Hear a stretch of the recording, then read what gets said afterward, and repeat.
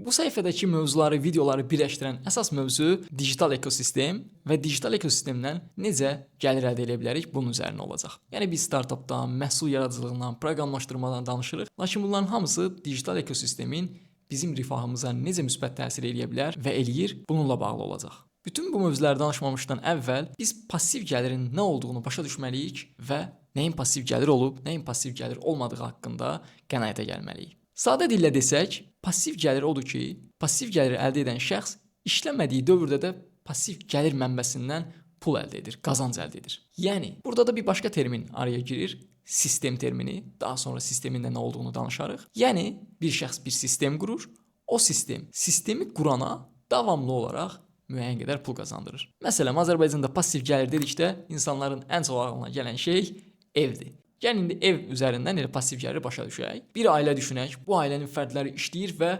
özlərinə ikinci ev alırlar. Bu evi icarəyə verirlər və icarə gəliri üzərindən bir növ özlərinə passiv gəlir formalaşdırmış olurlar. Nə oldu? İşləmədən pul qazandılar? Bəli, qazandılar. Bu, passiv gəlirin bəlkə də birinci addımıdır. Lakin passiv gəlirin daha sonraki, daha dəyərli addımları da var. Biz bu kanalda ev kimi bəsit vasitələr üzərindən passiv gəlir yaratmaqdan daha çox, daha dəyərli və digital məhsullar üzərindən passiv gəlir yaratmaqdan danışacağıq. Maraqlıdırsa, səhifəni və kanalı izləyə bilərsiniz. Növbəti videolarda görüşənədək.